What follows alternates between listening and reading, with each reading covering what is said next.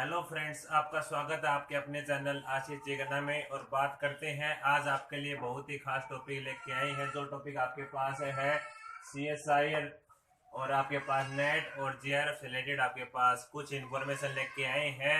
वो आपके पास आज हम शेयर करने जा रहे हैं। हमारी वीडियो स्टार्टिंग से लेके अंत तक आप जरूर देखिए। तो बात करते हैं पहले आपके पास सम पॉइंट्स इसके क्या क्या हैं, क्या क्या इसमें आपके लिए क्या क्या होना चाहिए। तो आपके पास पहली बात ले लेते हैं आपके पास CSIR होता क्या है। तो CSIR बच्चों आपके पास council of scientific and industrial research होती है। जैसे आपको रिसर्च फील्ड में जाना है तो आपके पास CSIR के लिए आपके लिए मान्यता होनी चाहिए। तो आपके पास CSIR का मतलब क्या होता है बच्चों? Council of scientific and industrial research होता है। उसके बाद हम बात करते हैं आपके पास नेट और JRF के बारे में करते हैं। तो आपके पास JRF क्या होता है? तो आपके पास JRF की फुल फॉर्म होती है बच्चों जूनियर रिसर्च फिलोसफी। जो आपके पास बात आती है तो JRF आपके पास दो प्रकार के कहे जाते हैं। आपके पास CSIR और UGC। CSIR और UGC की बात आती है आपके पास, ये आपके पास JRF के अंतर्गत आते हैं दोनों चीजें। तो आपके पास CSIR और UGC के बात आती है। अब बात करते हैं आपके पास इससे आगे पॉइंट है आपके पास what is the NET. NET क्या होता है? जब बात करते हैं आपके पास नेट की फुल फॉर्म होती है नेशनल एलिजिबिलिटी टेस्ट। जो आपके पास दो प्रकार के होते हैं आपके पास।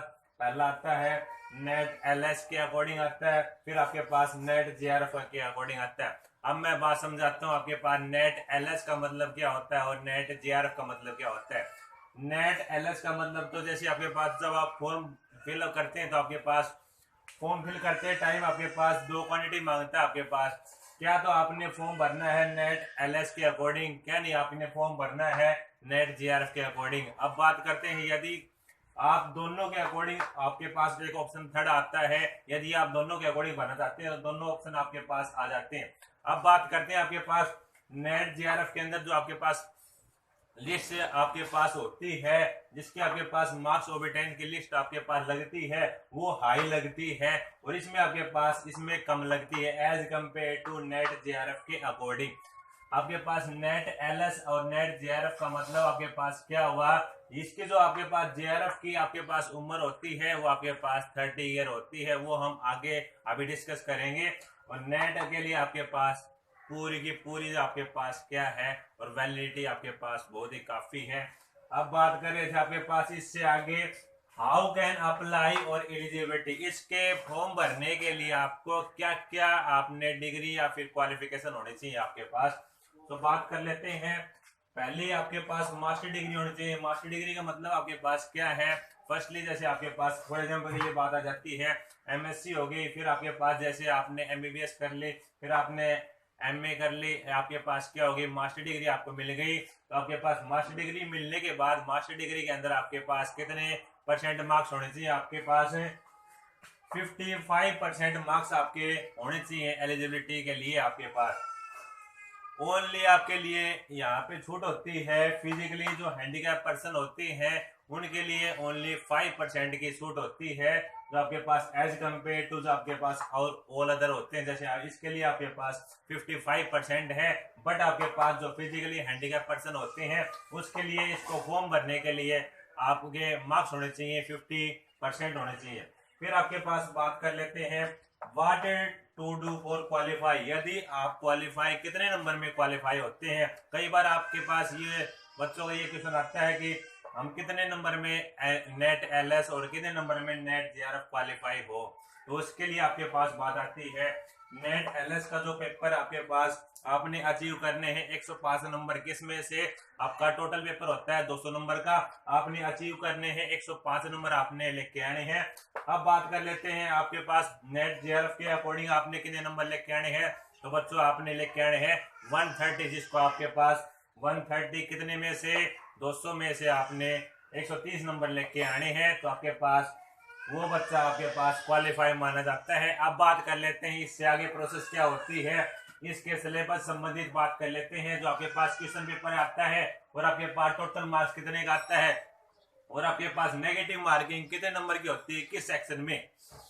अब बात कर लेते हैं, इसमें आपके पास बच्चों 3 पार्ट होते हैं। पहला पार्ट की बात कर लेते हैं। आपके पास पहला पार्ट के अंतर्गत जैसे आपके पास कॉमन होता है सभी के लिए कॉमन कैसे, जैसे कोई बच्चा आपके पास ये इससे जैसे आपके पास नेट आपके पास किससे कर रहा है, जैसे भाई अलग अलग आपके पास सब्जेक्ट होते हैं उससे आपके पास करते हैं, तो आपके पास कॉमन फॉर ऑल मतलब सभी के लिए कॉमन होता है। तो आपके पास पहला पार्ट होता है जनरल एप्टीट्यूड का, मतलब आपके पास क्या होता है जनरल रिलेटेड आपके पास क्वेश्चन मिलेंगे उसके अंदर, वो आपके पास सभी के अंदर सेम होता है और उसमें आपके पास 20 क्वेश्चन मिलेंगे और आपने कितने करने हैं, डू एनी 15 क्वेश्चन करने हैं। 5 क्वेश्चनों के इसके अंदर आपको छूट मिलती है, आपने कोई भी चूज करना है, 15 क्वेश्चन आपने करने हैं। अब बात करते हैं वो जो 15 क्वेश्चन आपके पास है वो आपके पास कितने कितने नंबर के होते हैं, तो आपके पास 15 मल्टीप्लाई 2 आपके पास 2-2 नंबर के आपके पास क्वेश्चन होते हैं, वो आपके पास मिलके आपके पास 30 मार्क्स हो जाते हैं। अब बच्चों बात कर लेते हैं इसके नेगेटिव मार्किंग की, तो बच्चों आपके पास इस केस में नेगेटिव मार्किंग आपके पास 0.5% की नेगेटिव मार्किंग होती है। अब बात कर लेते हैं पार्ट नंबर बी की, तो पार्ट नंबर बी में आपके पास शॉर्ट आंसर आपके पास बेस ऑन आपकी मेमोरी के ऊपर बेस होते हैं, उसमें आपके पास टोटल क्वेश्चन आपके पास होते हैं पेपर के अंदर 50 क्वेश्चन होते हैं, बट आपने चूज करना है डू एनी 35, इसमें आपने चूज करना है 35 क्वेश्चनों को, इसमें आपने चूज करना है। अब बात कर लेते हैं इससे आगे, आपके पास 35 क्वेश्चन आपने चूज किए हैं, वो आपके पास कितने कितने नंबर के होते हैं, वो भी आपके पास 2-2 नंबर के होते हैं। 35 मल्टीप्लाई 2 आपके पास टोटल कितने हो गए, 70 मार्क्स का हो गया आपके पास। और इसमें नेगेटिव मार्किंग बच्चों कितनी होती है, इसमें भी आपके पास 0.5% की नेगेटिव मार्किंग होती है।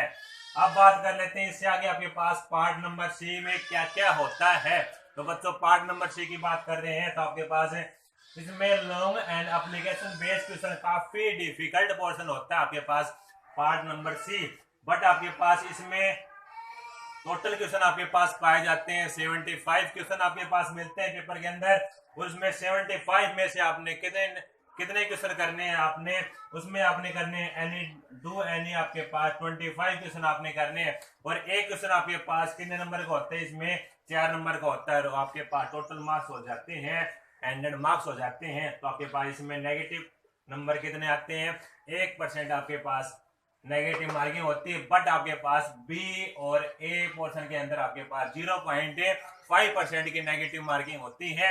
अब बात कर लेते हैं इससे आगे, आपके पास पॉइंट आता है एज लिमिट आपके पास कितनी होनी चाहिए, तो एज लिमिट आपके पास पहले तो थी 28 थी, बट यहाँ पे फिलहाल इसकी बढ़ रही है डेट, तो आपके पास मैक्सिमम आपके पास उम्र एलिजिबिलिटी के लिए होनी चाहिए 30 ईयर के बाद में आपके पास इसका फॉर्म अप्लाई नहीं कर सकते। फिर बात करते हैं इसकी वैलिडिटी आपके पास, यदि आपने नेट कर लिया, यदि आपने जेआरएफ कर लिया, तो उसकी वैलिडिटी आपके पास कितनी होती है, तो वैलिडिटी आपके पास जेआरएफ की वैलिडिटी आपके पास 2 साल की होती है। यदि आपके पास उसके बाद नेट एलएस कर लेते हैं, तो आपके पास 2 प्रकार के होते हैं, मैंने बताया था नेट एलएस और नेट जेआरएफ होगा, मतलब बताया था। अब बात आती है पॉइंट आपके पास यहाँ पे नेट एलएस की वैलिडिटी यदि आपने कर लिया, तो आपके पास पूरी लाइफ टाइम के लिए वैलिड माना जाता है। उससे आगे आपके पास बात कर लेते हैं, यदि आपके पास आपने अचीव कर लिया, तो उसकी इम्पोर्टेंस क्या है, कहाँ कहाँ उसका यूज होगा, तो आपके पास बात आती है, यदि आपने एडमिशन लेना है पीएचडी के अंदर, आपने एडमिशन लेना है, मतलब आप करने के बाद आपके नाम के आगे डॉक्टर की उपाधि लगती है, जो वो आपके पास पीएचडी का एडमिशन लेना है, like as a professor post के लिए जो आपके पास अप्लाई होता है। अब ये करने के बाद आपके पास नाम के आगे क्या लग जाता है, डॉक्टर की उपाधि लग जाती है। तो आपके पास ये था आज जो हमारे पास था टॉपिक CSIR नेट और जीआरएफ से रिलेटेड, आपके पास काफी पर्सन थे आपके माइंड में जो डाउट कर रहे थे, वह आज हम हमारे इस वीडियो के माध्यम से आपको डाउटफुल को क्या कर दिया, बिल्कुल क्लियर कर दिया। तो आज के लिए आपके लिए इतना ही था, ऐसी वीडियो हम आपके लिए लाते रहेंगे, हमारे चैनल के साथ जुड़े रहिए। आज के लिए इतना ही, धन्यवाद क्लास।